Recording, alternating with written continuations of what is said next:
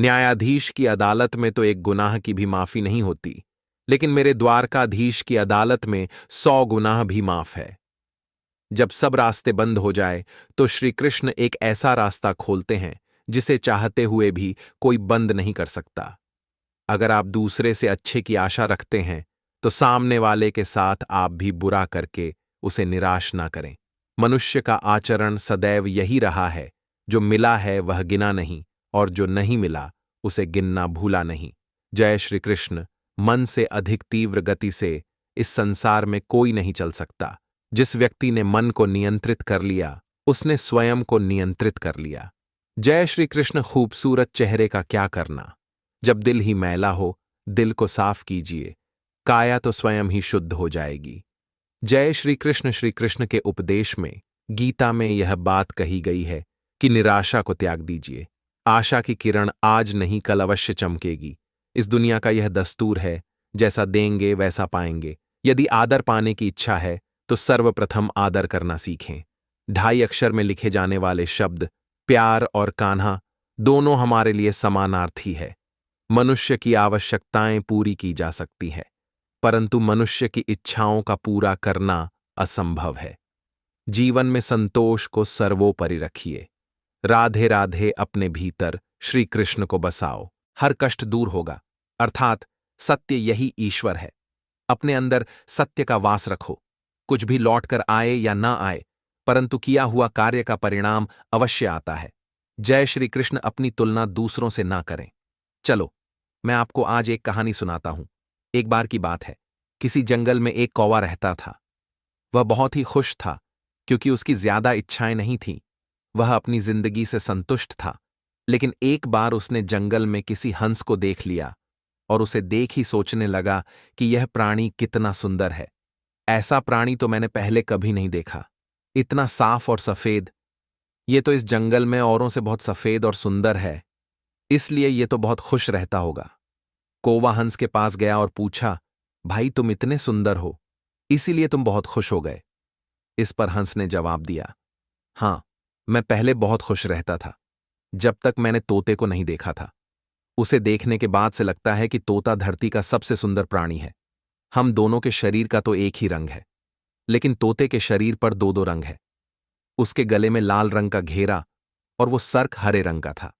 सच में वो बेहद खूबसूरत था। अब कौवे ने सोचा कि हंस तो तोते को सबसे सुंदर बता रहा है, तो फिर उसे देखना होगा। कौवा तोते के पास गया और पूछो भाई, तुम 2-2 रंग दिखाते हुए बड़े खुश हो? इस पर तोते ने कहा, हाँ, मैं तब तक खुश था जब तक मैंने मोर को नहीं देखा था।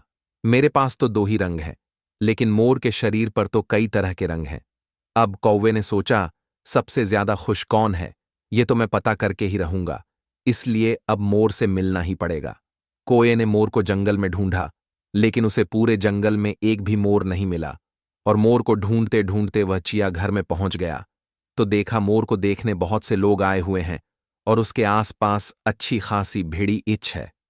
सब लोगों के जाने के बाद कौवे ने मोर से पूछा, भाई, तुम दुनिया के सबसे सुंदर जीव हो और रंग बिरंगे हो।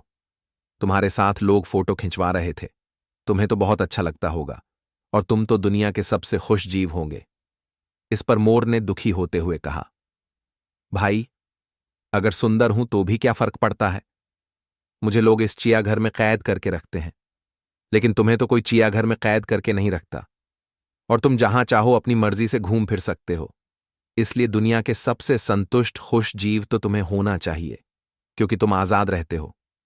कौवा हैरान रह गया, क्योंकि उसके जीवन की अहमियत कोई दूसरा बता गया। दोस्तों, ऐसा ही हम लोग भी करते हैं। हम अपनी खुशियों और गुणों की तुलना दूसरों से करते हैं, ऐसे लोगों से जिनका रहन सहन का माहौल हमसे बिल्कुल अलग होता है। हमारी जिंदगी में बहुत सारी ऐसी चीजें होती हैं जो केवल हमारे पास हैं, लेकिन हम उसकी अहमियत समझकर खुश नहीं होते। लेकिन दूसरों की छोटी खुशी भी हमें बदी लगती है, जबकि हम अपनी बड़ी खुशियों को इग्नोर कर देते हैं। हमारी आस्था की परीक्षा तब होती है जब हम जो चाहे वह न मिले और फिर भी हमारे दिल से प्रभु के लिए शुक्रिया ही निकले। जीवन में कभी निराश नहीं होना चाहिए, क्योंकि कमजोर आपका वक़्त होता, आप नहीं। हजारों मील की यात्रा एक कदम से शुरू होती है। आत्मा की यात्रा एक इरादे से शुरू होती है। जैसे कमल कीचड़ में से पवित्रता से खिलता है, वैसे ही अपनी आत्मा को जीवन के कीचड़ में खिलने दो। किससे कब और कितना बोलना है, अगर तुमने यह समझ लिया तो तुम अपनी जिंदगी के सार्थक बन चुके हो। दुनिया को बदलने का नहीं, बल्कि खुद को बदलने का प्रयास करें, क्योंकि उस परिवर्तन में आपके आसपास की दुनिया भी बदल जाएगी। हमारी आस्था की परीक्षा तब होती है जब हम जो चाहे वह ना मिले और फिर भी हमारे दिल से प्रभु के लिए शुक्रिया ही निकले। जब आपके रास्ते पर संदेह के बादल छा जाएं तो याद रखें कि ज्ञान का शाश्वत सूर्य आपके भीतर ही छिपा है। बुरा वक्त आपको जिंदगी के उन सच से सामना करवाता है जिनका आपने अपने अच्छे वक्त में कभी ख्याल भी नहीं किया होता है। आपके स्मरण के साथ यह सुंदर दिन की शुरुआत करते हैं। कभी अपने हाथों से किसी का बुरा ना हो, यह आपसे प्रार्थना करते हैं। हृदय में बसे रहना, आंखों में छुपे रहना, केवल यही प्रार्थना है। श्री कृष्ण सदा साथ तुम ही रहना। यदि लेने की इच्छा हो तो संस्कार लीजिए, यदि देने की इच्छा हो तो दान दीजिए, यदि छोड़ने की इच्छा हो तो घमंड को छोड़िए, और यदि पाने की इच्छा हो तो श्री कृष्ण का सर पर हाथ पाइए। श्री कृष्ण के स्मरण से शुरू होती है मेरे दिन की शुरुआत। फिर मैं कैसे कह सकता हूं कि मेरा कोई दिन खराब है? श्री कृष्ण से लगन आपका यह लोक ही नहीं बल्कि परलोक भी संवार देती है। श्री कृष्ण कहते हैं, जीवन में अगर सफलता पानी है तो केवल कर्म करिए। सफलता का परिणाम स्वयं आपके सामने होगा। जीवन में की गई हर गलती से अगर सीख लेक उसे ना दोहराया जाए तो श्री कृष्ण उसे सजा नहीं, क्षमा दान देते हैं। श्री कृष्ण कहते हैं, मनुष्य का जीवन कर्म करने को हुआ है। जिस प्रकार समय गतिशील होता है, मनुष्य को भी अपने कर्म गतिशील रखने हैं। परंतु कर्म चुनने का निर्णय सही है या गलत, वह मनुष्य को खुद सोचना है। मनुष्य के जीवन में आशा चाहे छोटी हो या बड़ी फर्क नहीं पड़ता, परंतु निराशा आ जाने से सब कुछ विपरीत हो जाता है।